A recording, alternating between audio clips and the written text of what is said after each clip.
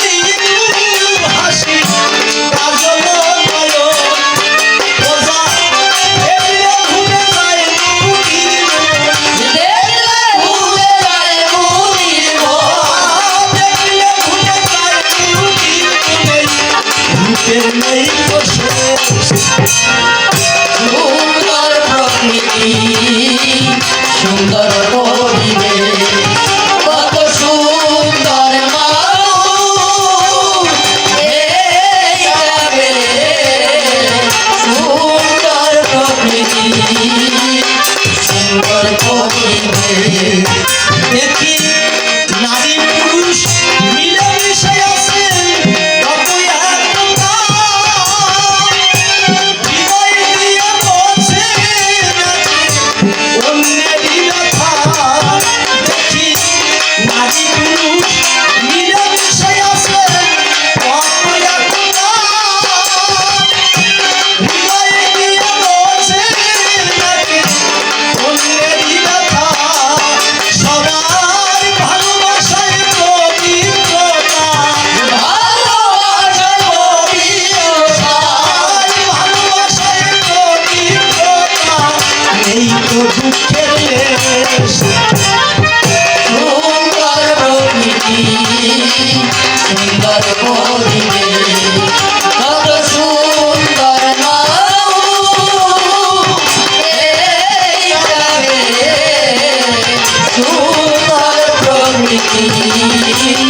সুন্দর করিবে দেখি কেউ ধনী কেউ দরিদ্র নেই তো ভেদভাব, শিক্ষিত অশিক্ষিত সবাই আজ সমান।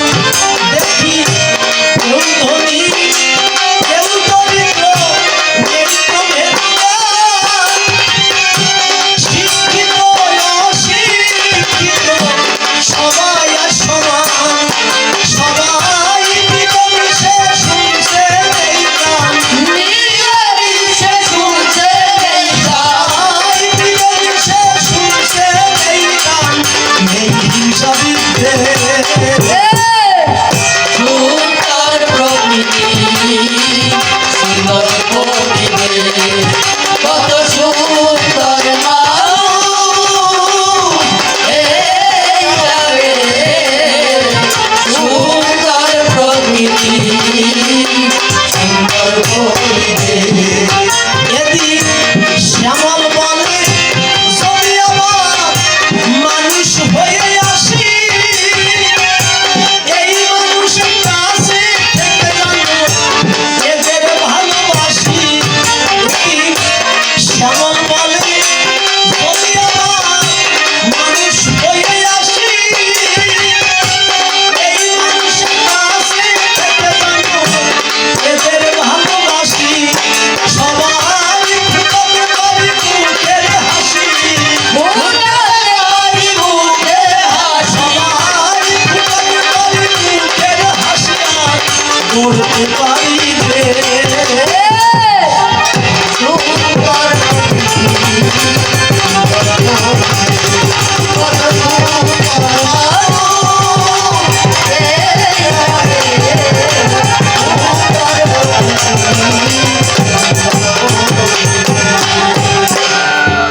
আর বেশি কথা বলে দরকার নাই, এখন আমার কাব্য আমি থামাইতে চাই। সত্য কথা বলি আমি কাব্য সভা করব, সত্যি প্রত্যেকবার মায়েরা উলুধ্বনি দিল। উলুধ্বনি জানি মঙ্গলধ্বনি হয়, সেখানেতে থাকে না আর জন্মাজানি হয়। সেখানেতে উলুধ্বনি সবাই ওই দেবে, সূক্ষ্ম অবস্থায় ভগবান সেখানে আসিবে। এইটা শাস্ত্রের কথা মিথ্যা বলি নাই, উলুপীঠ থেকে উলুধ্বনি আসে বটে নাই। আর কেন ওদিকে এখন আমি যাব, অল্পে অল্পে আমি সাঙ্গ করে যাব। প্রথম যেবার আমি এসেছিলাম ভাই, সেই কথা বলি তুলে আপনাদের খাই। প্রত্যেকটা মায়ের বাবার কপালে তিলক ছিল, দেখে মনে বৈষ্ণবদের হলো। সেদিন বড় ভালো লেগেছিল অন্তরে, সেই কথা তুলে বললাম আপনাদের তারে।